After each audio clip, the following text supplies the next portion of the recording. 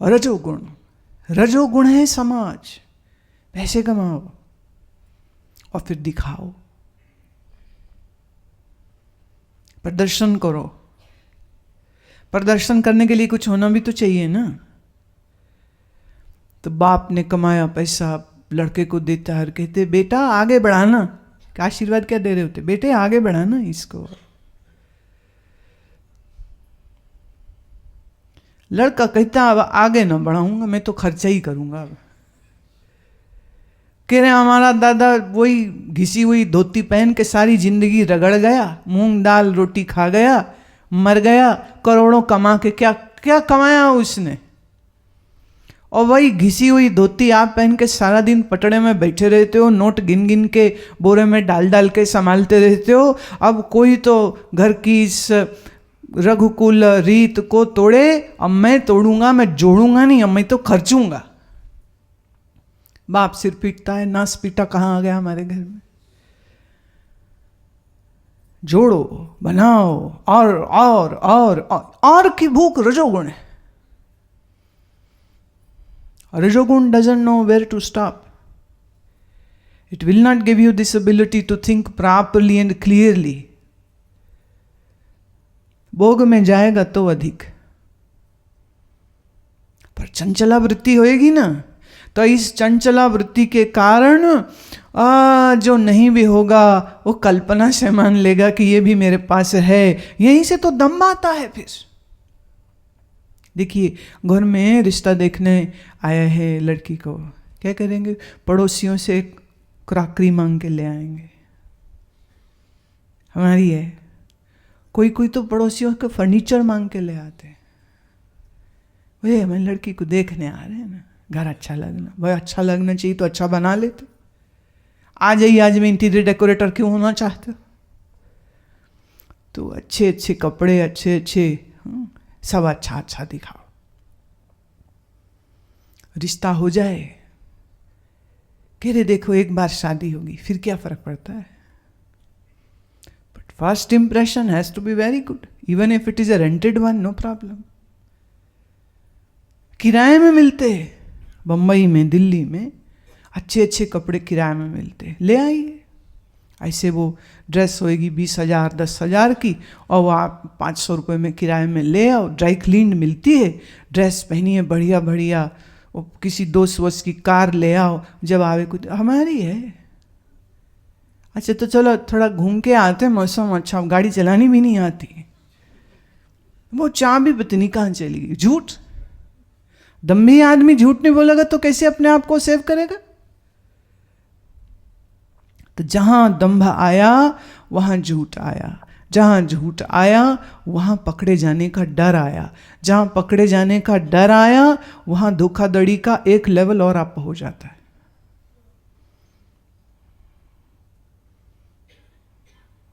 चंचल वृत्ति, मोहाद ग्रहित, मोह से ग्रसित होता है। जैसे किसी को मान लीजिए कोई वायरस इन्फेक्शन हो जाए, तो हम कहते this person is infected with so and so virus. SN1 virus था, काउ फीवर चला, काउ फुट फीवर चला, ये चला, वो डेंगू चला। डेंगू क्या है, वायरस है।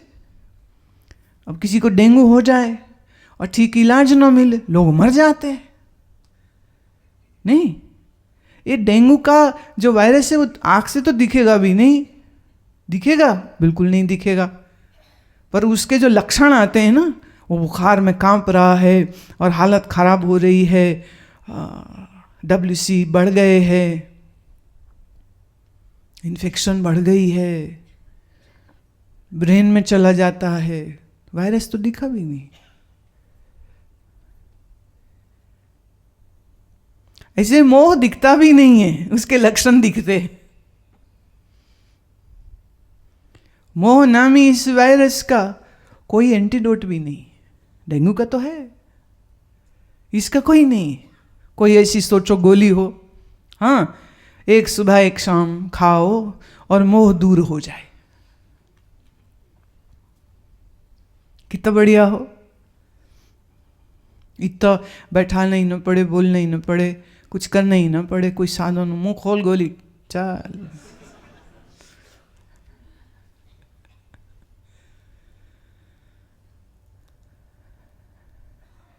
नहीं, कितना बढ़िया हो जाए। अब जो ममता से ग्रसित होता है उसको बुखार तो नहीं होता, देयर इज नो सिम्टम कि बुखार होगा, कि आंखें लाल होंगी, हैं, पीलिया हो जाए तो चेहरा पीला हो गया, आंख पीली हो गई, दिखता है इसको पीलिया हुआ, जॉन्डिस हुआ। मोह किसी को चाहा हो तो दिखता है, ऐसे फिजिकली तो कुछ नहीं दिखता है, पर एक चीज दिखती है, वो बात बात में अपनी चिंता में ग्रसित होगा, उसकी चिंता ही उसका सिम्टम होता है।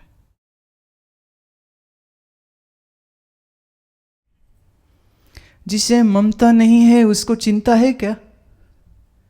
सोचिए, लॉजिकली सोच के देखिए।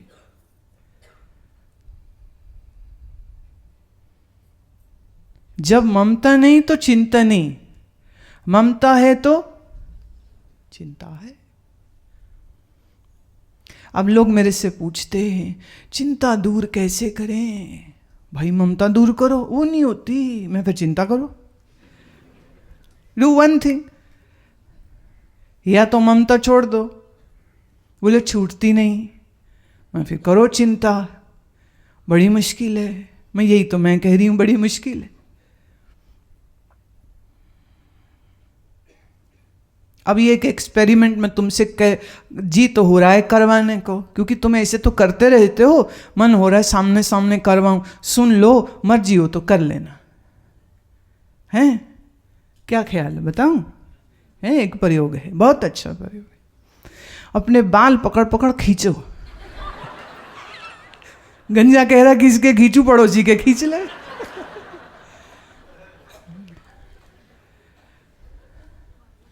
कोई अपने बाल पकड़ पकड़ खींचे और कहे छुड़ाओ, बहुत दुख रहा है, छुड़ाओ, बचाओ, कुछ करो। आपके सामने कोई ऐसे कर रहा हो तो आप क्या कहोगे उसको? हैं, क्या कहोगे? बाल छोड़ दे। वो कोई छूटता नहीं है, छुड़ाओ छुड़ाओ। समझाया जा सकता है ऐसे बंदे को।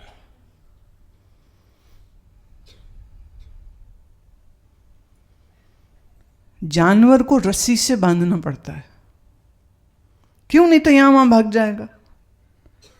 और भैंस को खोल के देख लो, कहीं भी चली जाएगी, घास जहां दिख जाएगी, हरी हरी घास, उसी के पीछे चली जाएगी। सांड कहीं दिख गया, उसी को बॉयफ्रेंड बना के उसी के साथ चली जाएगी, वापस थोड़ी आएगी। तो मालिक को बांध के रखना पड़ता है, भैंस हो गाय हो, बांध के रखना पड़ता है। ये मोटी मोटी रस्सी, लोहे का चेन लगाना पड़ता है। पाश माने रस्सी, पाश शब्द का अर्थ है रस्सी, रोप। पशु किसको कहते हैं? जिसके गले में पाश है, वो पशु है। अब पशु की रस्सी आंखों से दिखती है, आपके गले में जो रस्सी है वो तो दिखती नहीं। अब चूंकि रस्सी हाईटेक है, हाईटेक मतलब दिखती भी नहीं और फिर भी है। लैंडलाइन फोन में तो फोन की तार दिख रही कि ये गई, फोन भी दिखता है, पर मोबाइल फोन में तार नहीं दिखती। वाईफाई में कोई तार नहीं है, रेंज होती है, उस रेंज में फोन चलता है, इंटरनेट चलता है। रस्सी तो वहां भी है, मैंने तार तो वहां भी है, पर बेतार की तार है। आपके गले में जो रस्सियां बंधी हैं ना, दिखती नहीं है। तो यहां आते हो ना तो वापसी की टिकट करा के आते हो।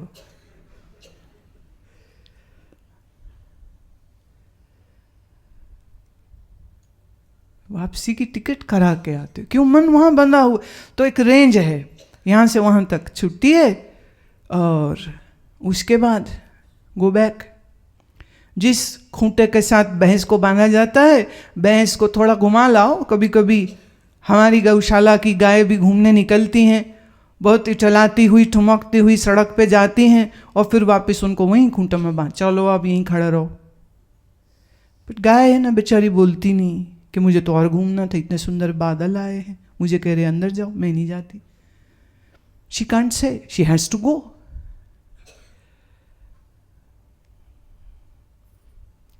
अपने आप को देख लो। स्त्रियां लिखती हैं पतिदेव छुट्टी नहीं देते इसलिए नहीं आ पा रही। बंधी हुई ना गाय, गाय के गले में रस्सी और शादीशुदा के गले में मंगलसूत्र। और मैं ये हमेशा कहती हूं, जैसे स्त्री के गले में मंगलसूत्र निशानी है कि ये किसी पुरुष के साथ बंधी है, तो पुरुष छुट्टे क्यों घूमते रहते बिना गले में कुछ रख डाले? इनके भी गले में कुछ होना चाहिए। अमंगल सूत्र तो नहीं कह सकते, मंगल सूत्र ही होगा। वो छोटे छोटे काले दाने को पहने तो तुम बड़े बड़े पहन लो, पर दिखना तो चाहिए। देखो ये क्या ड्रामा है समाज का। स्त्री ब्याही जाए तो यहां माथा फोड़ के बैठी होती, लाल सिंदूर, इतना मोटा लाल सिंदूर लगाते, दूर देखो तो मेरा सिर फूट गया। कहीं नहीं मेरी, हाय मेरा सुभाग भाग की निशानी। तो पुरुषों को देखो, अब तमोगुणी पुरुष हुआ, हाँ, और तमोगुणी वही होता है जिसका रजोगुण भी अधिक हुआ हो। रजोगुण अधिक होगा तो क्या होगा? काम इच्छा अधिक होगी, तामसिक की ज्यादा होगी, अति भोगी होगा, स्त्री हो या पुरुष। और पुरुष जब रजोगुण की अधिकता होगी तो रजोगुण की अधिकता अतृप्त इच्छा देगी उसको। फिर उसके लिए एक स्त्री काफी नहीं है, फिर उसके लिए एक पुरुष काफी नहीं है। ये जितने एक्स्ट्रा मैरिटल अफेयर्स होते हैं इसी की वजह है। मन में घूम रहा है, ऐसी स्त्री अच्छी, ऐसी स्त्री अच्छी, ऐसी स्त्री अच्छी। स्त्री के मन में ऐसा ऐसा पुरुष हो वो अच्छा, ऐसा ऐसा पुरुष हो वो अच्छा। तो स्त्री को सुख पुरुष से लग रहा है, पुरुष को स्त्री से लग रहा है। अब उस सुख की प्राप्ति के लिए एक दूसरे के पीछे भागते फिरते। तो रजोगुणी आत्यंतिक भोगी हो जाता है।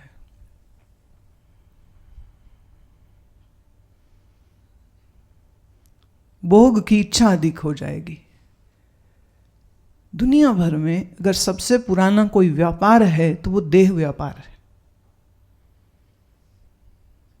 धर्म का कोई लेना देना नहीं, हिंदू है कि मुस्लिम है कि सिख है कि ईसाई है, काम इच्छा इतनी, इसलिए हर देश में रेड लाइट एरिया और वेश्याओं का व्यवसाय चलता है। पुलिस करती रहे धरपकड़, क्या फर्क पड़ता है? Wherever there is a demand, there will be supply.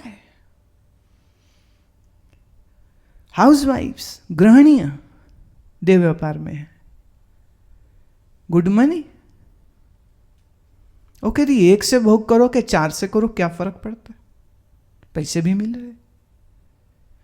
College going girls वेश्यावृत्ति चॉइस से कर रही। एक तो वो है जिनको उठा लाए गांव से गरीब लड़की और धकेल दिया उसको देह व्यापार के धंधे में। और फिर एक वो है जो अच्छे घर की लड़की है लेकिन उसके शौक हैं, खर्चे हैं, बाप उतने पैसे देते नहीं, कॉलेज के नाम पे निकले, डेटिंग चल रही है। रजोगुण की अधिकता है, स्व इच्छा से वेश्यावृत्ति में जा रहा है। भोग की इच्छा, धन की लालसा उसको इस व्यापार में ले जाती है। और जब धरपकड़ होती है तो वो जो लड़कियां पकड़ी जाती हैं उनको तो ठूंस देते हैं जेल में, पर जिन ग्राहकों ने उनको खरीदा था उनको क्यों छोड़ देते हो?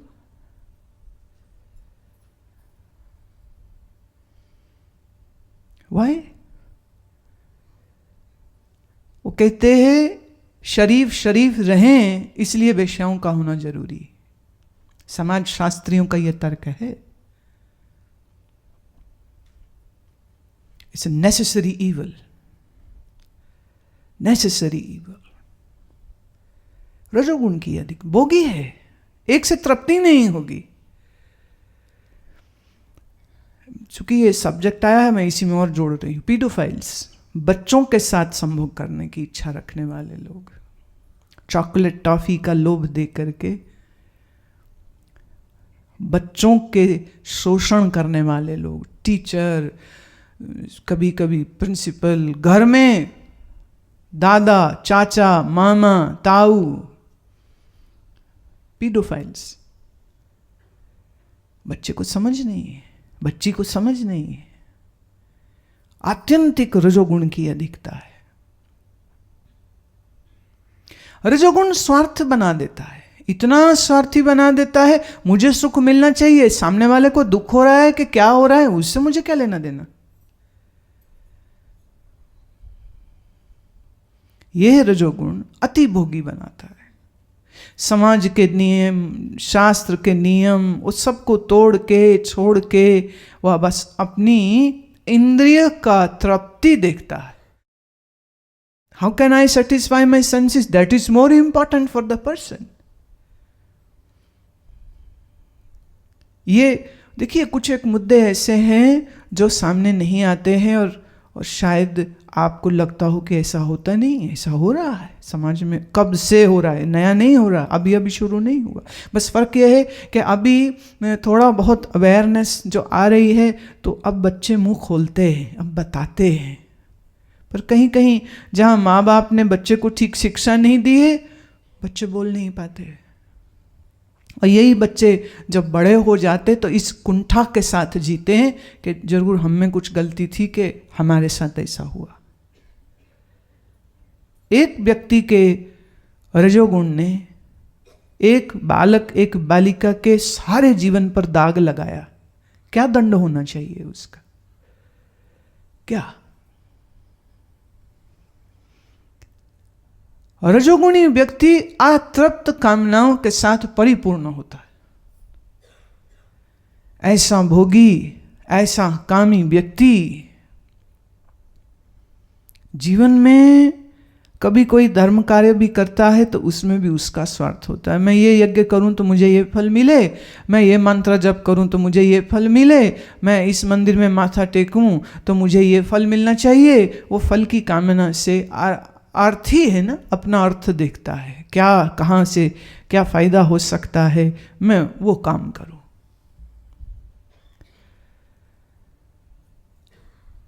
दुराग्रह होते हैं उसके चित्त में। दुराग्रह मतलब wrong judgements and wrong decisions, and will justify that also, will justify. मैंने ऐसा क्यों किया, वो ऐसा था ना, ऐसा था, पूरी कहानी सुना देगा और अपने आप को विक्टिम दिखा लेगा और दोष किसी और के ऊपर डाल देगा। किसने कहा, किसने सिखाया तुमको कि अपने अपराधों को तुम पुष्टि करो अपने ही तर्क देके? रजोगुणी मनुष्य चंचल मन वाला होगा, इंद्रियां उसकी असंयमित होती। इसलिए अब इस रजोगुणी व्यक्ति का आहार व्यवहार अगर देखें तो क्या होगा, इस व्यक्ति को तीखा पसंद है, बहुत मिर्च वाला खाना, तला हुआ खाने में उसकी रुचि होगी, अधिक खट्टा खाने की रुचि उसकी होगी। देखिए, एक मात्रा में लवण नमक लेना अच्छा है, एक मात्रा में मिर्च भी अनुकूल है। मिर्च में भी अगर हरी ले तो बहुत उत्तम, बीज निकाल के। और काली मिर्च तो अपने आप में औषधि है, औषधि है, दवा है वो तो, लेकिन उसका भी तरीकाकार होता है। लेकिन अधिक मसाला, अधिक मिर्च, अब खाने से क्या होगा? कभी आपने तेज मिर्च का खाना खाया हो तो उससे क्या होता है शरीर में? हाँ? नहीं, तुरंत के तुरंत क्या होगा? एसिडिटी तो बाद में होगी, आधे घंटे 20 मिनट बाद। तुरंत के तुरंत क्या होगा? जीभ जलेगी, आंख नाक से पानी आ सकता है। हाँ? तो ऐसा तीखा भोजन खा के शांत होके फिर बाद में प्राणायाम होगा? अनुकूल नहीं बैठता है।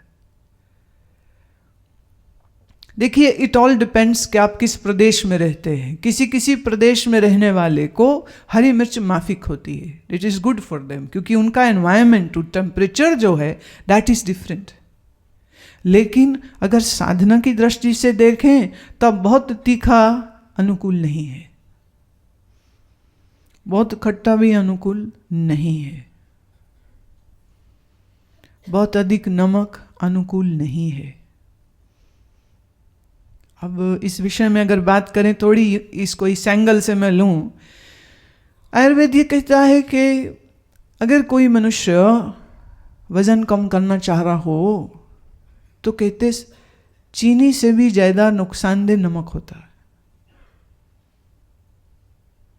ब्रहणन करता है नमक, it will bulk you up. चीनी तो है, चीनी तो झट से दिख जाती है, सफेद चीनी, पर नमक भी। तो अगर नमक की मात्रा कम की जाए आहार में तो automatically it will have an effect on your weight. नमक अधिक खाएगा, पानी की जो मात्रा है वो शरीर में जमा होने लग जाएगी, सूजन आती है, इन्फ्लेमेशन बढ़ता है। एक मात्रा में बहुत अच्छा, फिर कहूं एक मात्रा में बहुत अनुकूल है, और विशेषकर पॉसिबल हो सके तो सेंधा नमक बेस्ट। और कभी फल के ऊपर या सब्जी के ऊपर लेना हो सलाद की तरह तो काला नमक उपयोग करे, अति उत्तम। No need to go for processed iodised salt. उस प्रक्रिया से गुजरे हुए जो अधिक मात्रा में आयोडीन जो बाद में डाल देते हैं, ये that is not good for the body at all. Iodine के अपने फिर लाभ हैं, पर जितने लाभ हैं उतना हमें नॉर्मल खाने से मिल जाते हैं। कोरिएंडर में बहुत अच्छा है, केल्प में बहुत अच्छा आयोडीन होता है, नेचुरल आयोडीन है उसमें, ऊपर से ऑन द टॉप डालने की आवश्यकता ही नहीं। भारत में क्या है, कई देशों में भी ऐसा हुआ, किसी एक क्षेत्र में आयोडीन की कमी हो गई और लोगों को गोइटर रोग हो गए, तो सरकार को रिपोर्ट दी गई कि आयोडाइज्ड नमक देने से इस इलाके के लोग ठीक हो जाएंगे। उन्होंने पूरे देश के लिए एडवर्टीजमेंट और विज्ञापन निकाल दिया, सारे आयोडाइज्ड नमक खाए जा रहे हैं।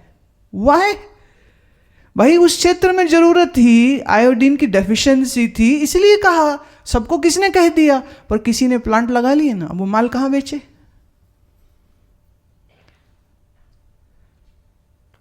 बहुत अच्छा है उनके लिए जिसको उसकी आवश्यकता है। आपका स्वस्थ शरीर है, आपको आयोडीन की आवश्यकता नहीं है, क्यों ले रहे हो? ये सेंधा नमक खाइए, बहुत लाभकारी।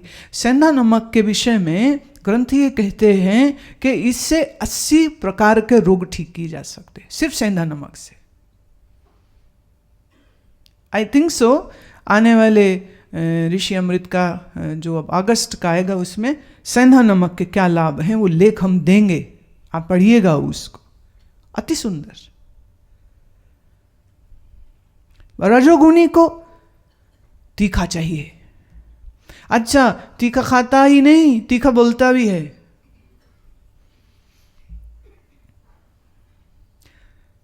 सड़ जाता है ना अंदर, एसिड इतना बन रहा है हाइड्रोक्लोरिक एसिड ज्यादा हो गया, हाँ, जीभ भी सड़ी हुई एसिडिक हो जाती है।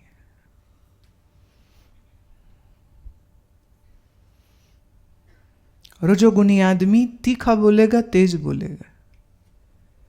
रजोगुणी आदमी दूसरे को कष्ट देने वाले शब्दों का उपयोग करेगा। तमोगुणी तो गाली दे रहा है ना, ये हो सकता गाली न दे, लेकिन बिना गाली दिए इज्जत उतार के हाथ में पकड़ा के देगा लो। तो आप सोचोगे हे भगवान, इससे मैंने बात ही क्यों की? चक्कर ये है, अगर सामने वाले का रजोगुण अधिक है तो आप कौन से संत महात्मा हो? तो ईंट का जवाब पत्थर से होता है। फिर सहनशीलता इसमें जरा नहीं होगी, जरा नहीं, no tolerance, absolutely not. With interest return करेगा। आप उसको करके तो देखो जरा कुछ। रिवेंजफुल, बदला लेने की भावना, करप्ट माइंड। अच्छा, आप देखिए, जो रजोगुणी व्यक्ति है अशुचिव्रता है। अशुचि मतलब अपवित्रता, अपवित्र विचार, जुबान पे अपवित्रता, और व्यवहार में किसी को दुख देख के उसे बड़ा मजा आता है। देखा तुमने वो गली में बेचारे कुत्ते ऐसे आवारा बैठे हों, कईयों को इसी में मजा आता है, उसे जाके पत्थर मारेंगे, कुत्ते की पूंछ में पटाखे बांध देंगे, और पटाखे में जब आग लगती है तो कुत्ता घबराता है कि क्या हो रहा है, और जितनी तेज भागता है वो आग भड़कती है उसकी पूंछ में लग जाती, जल जाती है पूंछ, और ये खड़े होकर के ताली बजा रहे होते। और रजोगुणी दूसरे को दुख देने में जिसे सुख है, दूसरे को पीड़ा देने में जिसको आनंद है। अब देखिए, तमोगुणी आदमी अगर ऐसे तो करेगा नहीं, पर बैठ जाए फिर भी मंत्र करने के लिए तो सो जाएगा। अब रजोगुणी को कहो कि तू बैठ, बैठ ही नहीं सकता वो। कभी पैर हिलाएगा, कभी गर्दन हिलेगी, कभी खुजली हो जाएगी, 10 काम याद आ जाए, हो ये करना था, चलो भगवान कहाँ भागे जा रहे हैं, फिर बैठ जाएंगे। पहले काम कर ले। वेग उठेंगे उसके अंदर से, उठो उठो उठो उठो। तमोगुणी का है सो जाओ सो जाओ सो जाओ, और रजोगुणी का है उठो उठो उठो, भागो भागो भागो, कुछ करो। अब मन में रजोगुण की अधिकता हो और वो कहे गुरु जी मैं मन को शांत कैसे करूं, तो गुरु क्या कहे,